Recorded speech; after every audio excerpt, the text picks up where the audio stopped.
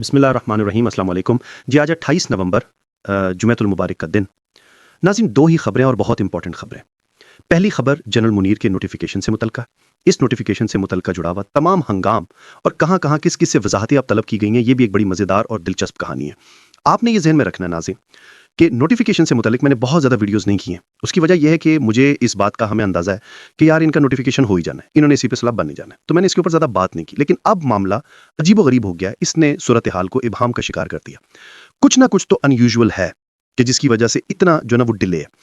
नाज़रीन, अगर मैं फैक्चुअली बात करूं तो सियासी तौर पर जो वादे वईद या नोटिफिकेशन ऐलानात जो भी किए गए हैं, जब मैं ये वीडियो रिकॉर्ड कर रहा हूं इस वक्त के मुताबिक अभी तक नोटिफिकेशन नहीं हुआ। इसका मतलब यह है कि कानूनी तौर पर जनरल आसिफ मुनीर साहब का आज आखिरी दिन है जब तक नोटिफिकेशन नहीं होता। ये हाँ, हमें एक सियासी अंडरस्टैंडिंग है, पॉलिटिकल अंडरस्टैंडिंग है कि यार इनका नोटिफिकेशन होना ही होना, हो ही जाना है। लेकिन ये जो डिले है ये बड़ा अनयूजुअल हो गया, यानी कि इसने बहुत ज़्यादा सवालात खड़े कर दिए। आप ये देखें कि रात पाकिस्तान 12 बजे तक, यानी आज रात 12 बजे तक की मुद्दत है, क्योंकि 29 नवंबर को उन्होंने चार्ज लिया था और 29 नवंबर होते ही उनकी मुद्दत खत्म हो जाएगी। जो पहला नोटिफिकेशन 3 साल का नोटिफिकेशन है, उसके बाद तो उनकी मुद्दत यानी कि वही एक कानूनी नोटिफिकेशन है। उसके बाद तो कानूनी तौर पर दूसरा नोटिफिकेशन अभी आया ही नहीं है, जिसका इंतजार है। हमें उम्मीद है आ जाएगा, मैं ये नहीं कह रहा हूं कि वो नोटिफिकेशन रुक जाएगा, लेकिन जो कुछ बीच में हो रहा है कुछ ना कुछ तो गड़बड़ हो रही है। मैं मिसाल देता हूं, यानी सहाफी फखरुर रहमान का ट्वीट ये मेरे सामने पड़ा। इससे आपको अंदाजा हो जाएगा कि मैं किस गड़बड़ी की बात कर रहा हूं और किस तरह से चीजें थोड़ी सी अजीबोगरीब है। गो कि बहुत ज्यादा चीजें इस वक्त एग्जैजरेटेड भी हैं, बहुत ज्यादा लोग ज्यादा ही कुछ इस मामले को हाइप क्रिएट करवा रहे हैं, हाइप दे रहे हैं। लेकिन ये बात दुरुस्त है कि बहैसियत सहाफी हमें जो नजर आ रहा है और जो चीजें जो थोड़ी अंदर से गिन सुन मिल रही है वो ये है कि कुछ ना कुछ तो अनयूजुअल है, वरना पिछला नोटिफिकेशन तो 24 नवंबर को हो गया था। मैं मिसाल देता हूं, ये ट्वीट आपके सामने पढ़ता हूं। दूसरी खबर भी है, यानी आज हमने दूसरी खबर भी डिस्कस करनी है। वो सुहेल खान आफरीदी ने जो फटे चके हैं, जो उसने रंग में भंग डाला तमाम लोगों के, उस खबर को भी डिस्कस करेंगे। लेकिन पहले ये सुने जरा।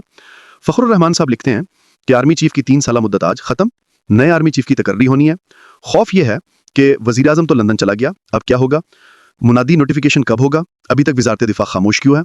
आज ना हुआ तो क्या होगा? कुछ नहीं, जो सीनियर है वो कमांड संभालेगा नोटिफिकेशन तक। इमरान खान को खामोश रखो, क्यों?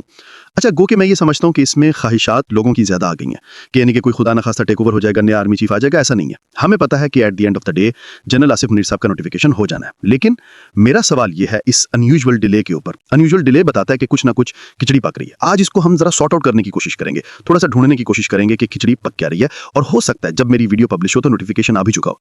लेकिन नोटिफिकेशन आ भी जाए तो नाज़रीन इकराम आपने ये ज़हन में रखना है कि ये सब कुछ नॉर्मल नहीं है। ये जो देर की गई, ये जो बहुत इंतजार किया गया, तो कुछ चीजें हुई हैं। क्या चीजें हो सकती हैं, जरा हम डिटेल के अंदर थोड़ा थोड़ा सा डिस्कस करेंगे और उसको भी डिस्कस करेंगे। और ज्यादा मामला जो मैंने थंबनेल में लिखा है ना, वजाहत तलब करने वाला मामला है। नून लीग के साथ क्या फड्डा पड़ गया, क्या कहानी चढ़ गई है, ये और दिलचस्प कहानी है।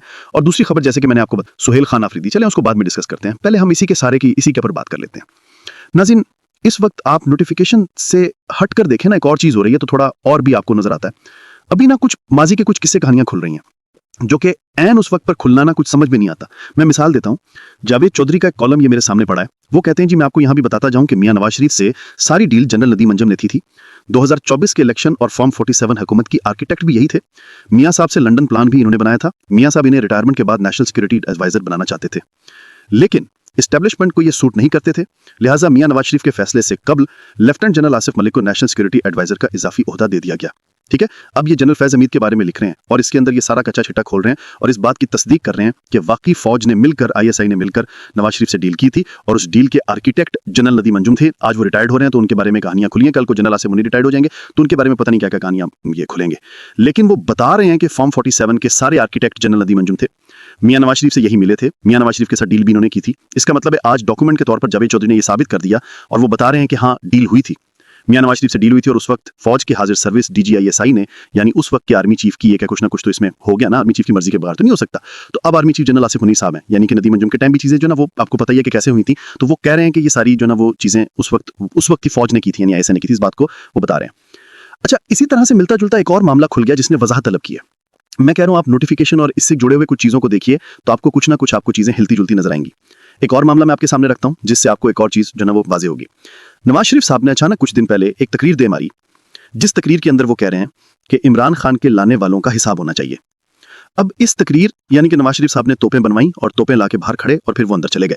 और इस तकरीर के बाद भी काफी सारे मसले मसाइल पैदा हो गए। नासिर भट्ट साहब ने उसके बाद कह दिया जी ये फैज हमीद के बाद जो है वो जनरल बाजवा की बारी आ रही है। उन्होंने वाज़ेह तौर पे कह दिया जी हाँ जीते साहब मुझे जनरल बाजवा साहब होना शुरू हो जाए। अब इस चीज ने और सवाल को खड़े कर दिए। अब अंदर खाते कुछ ना कुछ चला है कि फिर मलिक अहमद खान साहब को, जो कि जाने जाते हैं एस्टेब्लिशमेंट के साथ ताल्लुक में, उनको बाहर आना पड़ा और उनको वजाहत देना पड़ी। तो वो वजाहत क्या थी, अब ये सुनिए जरा। वो क्या कह रहे हैं, जो मलिक अहमद खान जो स्पीकर पंजाब असेंबली, और आपको पता है इनको स्पीकर का ओहदा क्यों मिला हुआ, ऑब्वियसली इन्होंने जनरल बाजवा की सेटिंग कराई थी पाकिस्तान मुस्लिम लीग नून के साथ। अब वो मलिक अहमद खान क्या कह रहे हैं, वो पप्पू कबाड़िया और ये वो आपको पता मिट्टू कबाड़िया, मुझे उसके अंदर जाने की जरूरत नहीं है। मलिक अहमद खान कहते हैं कि नवाज शरीफ का बयान इमरान खान के लाने वालों भी जिम्मेदार को सियाको सबाक से हटकर पेश किया गया है। उन्होंने कतई तौर पर नहीं कहा था कि किसी को पकड़कर टांग दो। मैंने उनकी पूरी बात सुनी है। उन्होंने सिर्फ ये कहा था कि पाकिस्तान की तरक्की के सफर को रोककर इस मुल्क के साथ जो जुर्म किया गया वो नहीं होना चाहिए था। ये स्पीकर पंजाब असेंबली मलिक अहमद खान। तो वजाहतों की जरूरत क्यों पड़ रही है? ये अंदर खाते इसने डील नहीं की थी, इसने की थी। ये मियां साहब वजाहत दो, आप क्या चाहते हैं एहतिसाब से मुतल्लिक? आप किन लाने वालों की बात कर रहे हैं? आप फौज में किस किस का एहतिसाब कहते हैं? और ये क्यों जरूरत पड़ रही है, ये क्यों लेट हो रही है चीजें? तो नाज़रीन कराम, ये सारी चीजें हो सकता है जब मेरी वीडियो आ जाए, पब्लिश हो जाए, तो नोटिफिकेशन आ चुका हो, क्योंकि आजा नहीं आना at the end of the day हो। लेकिन ये जो देर हुई है नाज़रीन कराम, ये जो डिले पड़ा है, लास्ट नोटिफिकेशन मैं आपको बता रहा हूँ 24 नवंबर को हुआ था, ये बताता है कि सब अच्छा नहीं है। वैसे मैं आपके लिए भी एक सवाल छोड़ना before going to Sohail Khan Afridi story, आपको क्या लगता है जनरल आसिम मुनीर साहब का अंदर खाते कोई ना कोई फड्डा किसी से चल रहा है? What do you think? आपको क्या लगता है, हाँ या ना? कुछ ना कुछ गड़बड़ है। व्हाट डू यू थिंक, हाँ या ना? ये जरा आपने मुझे कमेंट सेक्शन में बताना है। अच्छा जनाब, राज जो सोहेल खान आफरीदी ने किया नाज़रीन इकराम, इसने 14 तबक रोशन कर दिया है। हर जगह पर सोहेल खान आफरीदी की बात हो रही है, और सोहेल खान आफरीदी ने वाकई बहुत बड़ा छक्का रात को मारा है। रात जो वो वहां पर रुके, वो मैं यकीनी तौर पर आपको मालूमात की बुनियाद पर बता रहा हूं कि वो अनप्लान्ड मूव था सोहेल खान आफरीदी का। वो किसी को नहीं पता था, ना किसी को पता था कि सोहेल खान आफरीदी वहां पर रात रुकने वाले हैं। सोहेल खान आफरीदी ने वहां पर जब रात रुके हैं तो नाज़रीन किराम, ये खबर इंटरनेशनल मीडिया की हेडलाइन बन गई है। तमाम इंसानी हकूक की तंजीमें, यानी कि बड़े बड़े इंसानी हकूक की तंजीमें, बड़े बड़े इंसानी हकूक के जो चैंपियंस हैं, वो इसके ऊपर बात करें, खासतौर पर पर्टिकुलरली जो पाकिस्तान के ऊपर बोलते रहते हैं, या जो पाकिस्तान की बात इस टीमों से हो गया, जरूर खलीलजाद हो गया, यानी मैं मुख्तलिफ मुल्कों के लोगों की बात कर रहा हूं, तो वो बोल रहे हैं। कासिम खान का इसके ऊपर ट्वीट आ चुका है, और ये सारी चीजें जो है ना वो हो रही हैं। तो एक बहुत ही शानदार मूव सोहेल खान आफरीदी का। अब उसने पूरे, यानी सोहेल खान आफरीदी ने इनके एस्टेब्लिशमेंट के पूरे प्लान में रंग में भंग डाल दिया।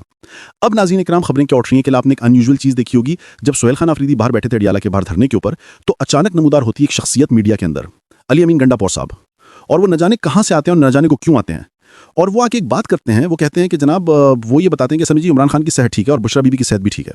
अब भाई उन्हें जन्नात ने बता दिया, उन्हें किसने बता दिया, वहां पे उनके पास कैसे खबर आ गई ये मुझे नहीं पता। जब पीटीआई की यानी इमरान खान की बहनों तक को अंदर मिलने नहीं दिया जा रहा, तो अली अमीन गंडापुर साहब कैसे यकीनी तौर पर ये सारी चीजें जो है कर सकते हैं? ऑब्वियसली आपको पता है कि वो अपने माजी के ताल्लुकात और ये सब कुछ, लेकिन अली अमीन गंडापुर साहब का बाहर आना बड़ा ही मायने खेज है। अब उसकी भी वजह सुनिए।